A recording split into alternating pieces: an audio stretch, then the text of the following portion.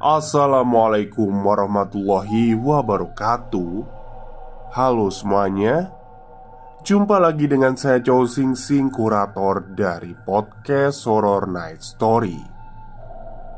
Halo, apa kabar semuanya? Semoga kalian semua baik-baik saja ya. Dan seperti biasanya pada siang hari ini, saya akan membawakan sebuah kisah mistis yang saya datangkan dari treat horornya Mas Kalong. Dan di kisah horor kali ini mungkin agak sedih ya. Ada serem-serem sedihnya lah ya pokoknya ya. Jadi daripada kita berlama-lama, mari kita simak ceritanya. Halo, kenalin, namaku Septi. Aku mau membagikan pengalamanku ketika aku masih jalan kuliah kelas malam. Ya, pasti kalian juga ada yang pernah mengalami kan? Kuliah malam setelah pulang kerja. Awalnya menyenangkan. Tapi ketika memasuki semester 5, oh my god, tugas kuliahnya ngalahin laporan kerja. Tapi ya apa boleh buat, tetap aku jalani karena memang itu untuk jenjang karirku ke depannya. Perusahaan mewajibkan pegawainya untuk berijazah S1 untuk nantinya kalau ada jabatan yang lebih tinggi yang dibuka. Memang tidak semua perusahaan seperti itu. Tapi perusahaan tempatku bekerja mewajibkan hampir semua pegawainya kecuali office boy. Jadi, aku Septi. Aku mau membagikan pengalaman seram ketika kuliah kelas malam. Tepatnya terjadi 3 tahun yang lalu, sebelum lulus. Sebelumnya aku bekerja di sebuah perusahaan milik negara di bidang keuangan. Waktu itu pelayanan sudah tutup. Aku kemudian mengeluarkan beberapa berkas untuk aku input ke sistem. Setelah selesai, aku kemudian meminta izin kepada kepala unit untuk berangkat kuliah. Hampir tiap malam, aku selalu izin pulang duluan karena ada kuliah malam. Dan atasan pun mengizinkan. Singkat cerita, setelah menempuh perjalanan kurang lebih 30 menitan, sampailah aku di kampus. Oh iya, niat awal aku kuliah ini hanya untuk mendapatkan ijazah S1 tanpa mempertimbangkan jurusan apa yang harus aku minati. Yang penting ijazahnya. Kalau ilmunya mah bodo amat. Seperti biasa, sore menjelang malam, suasana di ruang kelas yang dipenuhi orang-orang pekerja keras itu tampak ramai. Hingga pada suatu saat ketika aku baru saja sampai di depan kampus, aku merasa ada hawa aneh yang tiba-tiba muncul. Entah itu apa. Yang pasti kejadian itu adalah pertama kalinya aku alami. Kebetulan kelasku ada di lantai 3. Jadi aku harus naik tangga yang lumayan bikin ngos-ngosan. Nah, singkat cerita aku sampai nih di lantai 3. Aku ketemu sama temanku, namanya Anggi. Dia ini bisa dibilang indigo, karena dia bisa melihat hal-hal yang gak bisa aku lihat. Sampai kelas sambil nungguin dosen masuk, aku dikasih tahu sama Anggi. Tapi sialnya Anggi ini malah bikin aku takut. Dia bilang gini ke aku, "Sep, kamu sama siapa tadi berangkatnya?" "Hah? Sama siapa? Maksudmu gimana, Anggi?" "Iya, tadi kamu sama siapa berangkatnya?" Aku mengulangi lagi pertanyaannya. "Ya, aku sendirian aja, gak sama siapa-siapa," katanya Anggi. Dia tadi ngelihat aku sampai depan kampus diantar sama mas-mas. Terus aku batin, "Lah, mas-mas siapa lagi nih? Wong aku aja gak punya kakak, pacar juga gak punya." "Salah lihat kamu mungkin," aku bilang begitu ke Anggi. Tapi memang dasarnya si Anggi ini orangnya ngeyelan. Dia tetap kekeh pada pendiriannya kalau aku tadi diantar sama cowok. Katanya cowoknya ini penampilannya aneh. Intinya beda aja penampilannya, kayak bukan di zaman-zaman sekarang. Aku bodoh amat ini awalnya, gak mau nanggepin pernyataan si Anggi. Takutnya malah keterusan. Nah, jam 9 malam akhir dari kelas malam selesai. Aku gak langsung pulang. Kebetulan aku ada janjian sama Anggi buat nongkrong sebentar di kafe dekat kampus. Nah, pas kita lagi jalan turun ke bawah, Anggi lihat lagi tuh sama mas-mas yang katanya sempet nganterin aku. Dia bilang gini, Sep, udah ditungguin tuh." Ya aku langsung kaget dong. "Ditungguin siapa?" "Ya itu mas-mas yang tadi aku bilang." "Mana orangnya?" Aku balik tanya. "Itu, di balik pagar kampus depan, pakai baju hitam." Otomatis aku langsung memicingkan mata, ngelihat dari ujung sampai ujung, dan ya, gak ada siapa-siapa di sana. Langsung aku tarik aja tangannya Anggi dan aku ajak ambil motor terus pergi ke kafe. Sampai di sana dia malah ngomel-ngomel gak jelas. "Kenapa sih, Sep?" Kenapa? Pala lu peang. Gue gak ngeliat siapa-siapa di sana." Anggi ini orangnya cantik, pakai jilbab, matanya besar bulat kayak anime. Lucu pokoknya. Dia itu kalau kaget, matanya itu melotot, malah kelihatan lucu, gak serem. Seriusan, Sep?" bisik Anggi. Tapi wajahnya nampakin kalau dia itu takut. "Sudah ah, dibilangin dari tadi aku gak sama siapa-siapa, kamu gak percaya." Setelah itu kita gak membahas lagi. Kita lebih banyak ngobrol tentang pekerjaan masing-masing, hingga akhirnya kita pulang ke rumah masing-masing. Kebetulan sore itu pekerjaanku emang lagi banyak-banyaknya. Jadi aku berangkat kuliah malam agak terlambat. Kalau nggak salah sampai kampus jam 7 malam. Aku ketinggalan satu mata kuliah. Tapi nggak apa-apa lah. Aku udah ngabarin Anggi buat titip absen. Sesampainya di kampus seperti biasa, aku naik dulu sampai lantai 3. Nah, ini adalah kejadian yang menurutku begitu menyeramkan. Sebelumnya aku kasih gambaran kampusku dulu ya. Bangunannya ini ada 4 lantai. Catnya warna putih tapi dominan sudah kusam. Ini salah satu kampus swasta di kota ini yang membuka kuliah kelas malam. Bangunannya membentuk huruf U dan mempunyai parkir kendaraan di depan kampus. Jadi beda bangunan dan lumayan luas. Toilet di setiap lantai ada dan letaknya ada di paling ujung semua. Gak ada tuh yang di tengah.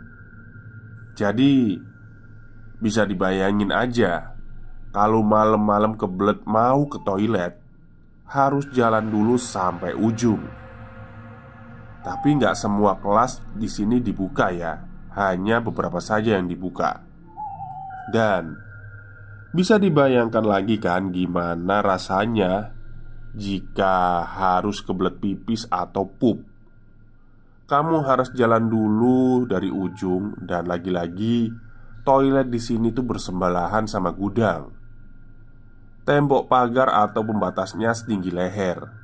Jadi bisa lihat pemandangan malam dan seremnya juga dapet. Oke, balik lagi ke cerita. Sebelum aku masuk kelas, aku sempetin dulu buat ke toilet karena emang udah kebelet pipis.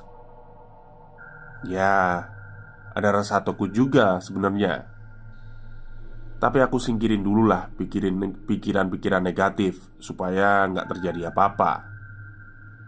Aku jalan cepet nih biar sampai.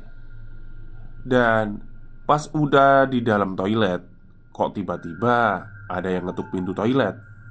Ya aku jawab, "Bentar, masih ada orangnya." Nah, berhenti tuh ketukannya. Tapi nggak lama dia ngetuk lagi dengan tempo yang cepat. Ya, aku udah deg-degan sekaligus gemeteran. Sumpah, momen-momen seperti ini tuh paling aku benci banget. Karena ketukannya masih kayak tadi, aku sengaja buka pintunya. Spontan aku nyeletuk gini dong, "Sabar, sabar." Ternyata nggak ada orang di luar. Nggak mau pikir panjang, aku langsung lari aja sampai di kelas. Kelihatan banget aku ngos-ngosan. Aku cerita sama Anggi atas kejadian barusan. Dianya malah ketawa. Dan setelah selesai kelas malam, aku ngajak Anggi buat nginep di rumahku. Kebetulan besok adalah hari Sabtu, jadi kerja libur. Masuk hari Senin lagi. Tepatnya sore setelah balik kerja, aku langsung berangkat kuliah lagi. Ini sudah masuk semester 3. Jadi aku persingkat saja ya ceritanya, biar nggak lama. Aku kasih tahu dulu ya. Jadi dari semester 1 sampai 3 ini, kejadian serem yang menimpaku belum terlalu intens. Hanya di awal cerita itu tadi. Sampai aku masuk di semester 3, ini sudah bukan lagi gangguan, tapi teror. Tahu nggak terornya apa? Ya itu tadi, teror mas-mas yang katanya Anggi lihat. Jadi dia itu ngikutin aku terus sampai aku lulus kuliah. Kata Anggi, dia itu suka sama aku. "Hei mas, kita itu beda alam." Kalau aku rasa kampus ini benar-benar serem. Pernah nggak kalian digangguin gini? Pas lagi pipis di WC jongkok, tiba-tiba ada tangan yang muncul dari lubang WC. Ceritanya gini. Jadi kelas malam dimulai dari jam 6 sore sampai jam 9 malam. Ada 3 mata kuliah. Setiap mata kuliah 1 jam. Tapi kadang-kadang ada juga yang full 3 jam 1 mata kuliah saja. Nggak usah di-spill lah kalau kalian tahu di mana kampusnya. Jadi pas pergantian mata kuliah jam 8-an, aku buru-buru ke toilet karena emang kebelet pipis. Aku lari. Untungnya kelasku nggak jauh dari toilet, jadi sedikit aman. Pas aku lagi jongkok, tiba-tiba keran air nyala sendiri. Otomatis pandanganku fokus ke sana. Nah, pas waktu itu kayak ada suara orang yang mainin air, kayak diobok-obok. Tahu kan kayak gimana suaranya? Nah, aku bingung dong, itu suara dari mana? Nah, pas aku mau cebok, tara, tiba-tiba ada tangan hitam muncul dari lubang WC. Bener-bener hitam banget, tapi kayak berdarah gitu. Langsung aja aku teriak sekenceng-kencengnya. Dan yang paling aku gak suka, kenapa saat itu aku ketakutan dan gak bisa langsung pingsan. Jadi setelah itu aku langsung keluar, dan aku gak mau balik lagi ke kelas. Tapi langsung pulang aja. Aku ngabarin Anggi kalau aku balik duluan. Nanti kalau ditanyain dosen, bilang aja ada urusan penting, sama bawain tasku. Aku WA Anggi begitu. Aku sampai izin gak masuk kuliah. Kalau gak salah seminggu. Jadi aku ketinggalan lah. Tapi karena Anggi ini temenku emang anaknya baik banget, dia mau nyontekin aku. Ya bener-bener bestie deh. Masuk ke teror si mas-mas. Ini udah keterlaluan. Memasuki semester 4, tugas mulai banyak dan laporan menumpuk. Rasanya tuh mau keluar. Gak mau mikirin kerja sama tugas. Tapi di sisi lain aku juga harus menghidupi keluargaku. Karena aku anak yang paling tua, dan orang tuaku tinggal ibu saja. Jadi aku harus bisa menjalani ini semua. Sampai suatu ketika masih di tempat yang sama, kampus. Malam itu aku bersama Anggi boncengan naik motor. Niatnya pulang kuliah ini aku mau belanja sama Anggi. Pas aku ngeluarin motor dari parkiran, nggak sengaja aku tuh ngelihat ada cewek di lantai 3 sedang ngeliatin ke bawah dari dalam kelas. Tapi kok lama-lama gelagatnya aneh. Dia buka jendela lebar-lebar dan brak. Kejadian itu cepet banget. Sampai aku teriak kenceng bikin orang-orang pada merhatiin aku. Nah, aku langsung lari ke arah si cewek itu terjun. Loh, tapi gak ada apa-apa. Padahal aku lihat cewek itu terjun dari lantai 3. Karena Anggi juga melihat itu, dia memintaku untuk tidak memikirkannya lagi. Takutnya aku jadi kepikiran dan akan mengganggu psikisku. Ya udah, kalau Anggi sudah bilang kayak gitu, aku iyain aja. Singkat cerita, setelah beberapa minggu gak ada gangguan lagi. Aku sudah mulai terbiasa aja kalau lihat yang begituan. Mungkin mereka hanya ingin ngasih tahu kalau mereka itu ada. Iya, aku tahu mereka ada. Tapi kalau mau nampakin wujud itu ngasih tahu dulu. Jangan tiba-tiba muncul. Kan bikin kaget juga. Nah, masuk semester 5 nih. Tugas kuliah udah mulai banyak. Rasa malas juga udah mulai muncul. Pokoknya mager aja gitu kalau mau berangkat. Tapi ya itu tadilah. Karena aku anak yang paling tua dan kewajibanku masih banyak. Di sini mas-mas yang suka sama aku mulai intens deketin. Mulai dari nemenin berangkat dari kantor ke kampus, balik kampus, tidur pun dia nemenin. Sampai UTS pun aku dikasih jawaban. Keren gak tuh? Tapi ya mau gimana lagi. Kita ini beda alam dan gak bisa bersatu. Tapi jujur ya, aku belum tahu wujud mas-masnya itu kayak gimana. Soalnya Anggi yang jadi jembatannya. Jadi intinya itu Anggi yang ngasih tahu aku semuanya. Sampai suatu saat, ketika Anggi bercerita kalau dia sempat berkomunikasi dengan mas-mas itu. Katanya namanya Gilang. Dia pernah kuliah di kampus itu juga.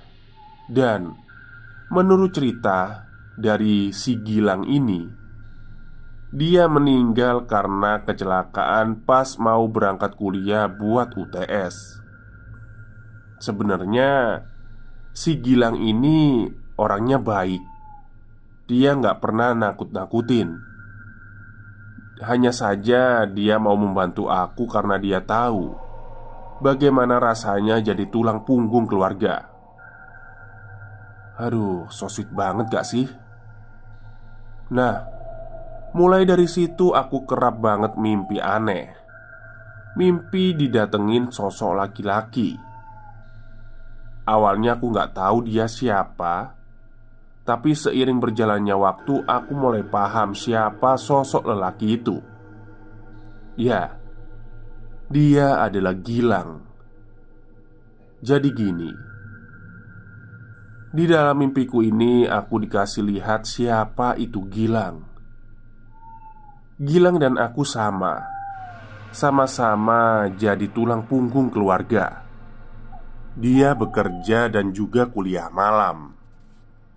Sebelumnya aku minta maaf ya Gilang. Di sini aku hanya ingin membagikan kisah di mana kamu itu adalah sosok lelaki yang penuh tanggung jawab dan kasih sayang.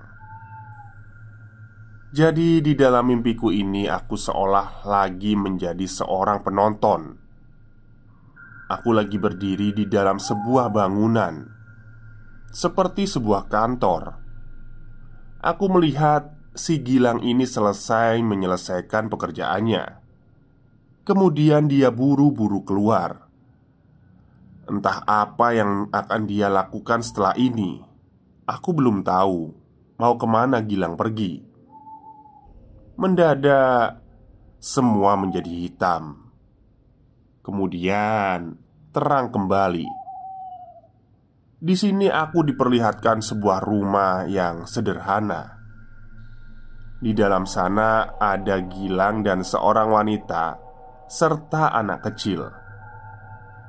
Oh, mungkin ini keluarganya Gilang, pikirku. Di sana si Gilang memberikan sebuah bungkusan. Mungkin isinya makanan atau apalah. Yang pasti setelah itu adiknya senang banget dan dia mengucapkan berkali-kali terima kasih kepada si Gilang. Aku bisa lihat banget ekspresi itu dari ibu dan adiknya yang begitu bahagia ketika Gilang pulang dan membawa oleh-oleh. Gilang pun sama. Gak lama Gilang pamit dia mau pergi kemana lagi. Aku gak tahu. Aku berpikir demikian tiba-tiba gelap lagi dan terang. Dan aku diperlihatkan di sebuah bangunan yang gak asing. Agak berbeda tapi aku bisa mengenalinya. Mungkin ini beberapa tahun yang lalu sebelum aku masuk kuliah. Tapi kenapa aku di sini? Aku tengok ke sana kemari dan gak ada siapapun di sana. Hingga tiba-tiba Gilang muncul dan masuk ke dalam bangunan itu. Di dalam kelas, aku melihat bagaimana Gilang yang tampak begitu antusias mendengarkan penjelasan dari dosennya, dibanding dengan temannya yang lain yang hanya bercanda dengan satu sama lain. Gak lama setelah itu aku diperlihatkan lagi di rumah Gilang. Ternyata ibu dan adiknya belum tidur. Mereka nungguin Gilang pulang. Dan satu lagi, Gilang membawakan bungkusan plastik hitam yang isinya bungkusan nasi. Begitu senangnya mereka melihat Gilang pulang. Rasa haru tidak terbendung. Aku nangis. Aku bisa merasakan bagaimana Gilang susah payah banting tulang untuk mereka berdua. Bolak-balik kerja, rumah, kampus setiap hari penuh dengan tanggung jawab. Rasanya senang banget lah punya jodoh atau saudara yang seperti itu. Tapi aku baru sadar kalau ini hanyalah mimpi. Mimpi di mana aku diperlihatkan kehidupan Gilang sebelum meninggal. Karena setelah itu aku benar-benar diperlihatkan lagi bagaimana kejadian itu terjadi, di mana Gilang kecelakaan ketika membelikan makanan untuk ibu dan adiknya. Mohon maaf, aku nggak bisa menjelaskan dengan detail kejadian ini. Aku masih menghormati sosok Gilang ini. Kalian bayangkan sendiri sajalah gimana perasaan ibu dan adiknya setelah tahu kalau Gilang pergi untuk selamanya. Sekian dan terima kasih. Oke, itulah tweet singkat dari Mas Kalong yang menceritakan tentang seorang wanita yang ternyata diikutin oleh arwah laki-laki ya. Jadi menurut cerita ini, si Gilang ini bukan karena suka, jadi karena dia itu memang melihat si Septi ini nasibnya sama seperti dia. Jadi dia juga menjadi kepala keluarga, apa ya, anak pertama, terus punya tanggung jawab sama keluarga. Jadi kayak si Gilang ini mau ngebantu lah dalam bentuk roh itu tadi. Oke juga ya kalau dibantu dikasih jawaban waktu UTS. Tapi gimana caranya? Saya nggak tahu. Oke, mungkin itu saja cerita untuk siang hari ini. Semoga kalian suka. Selamat siang dan selamat berakhir pekan.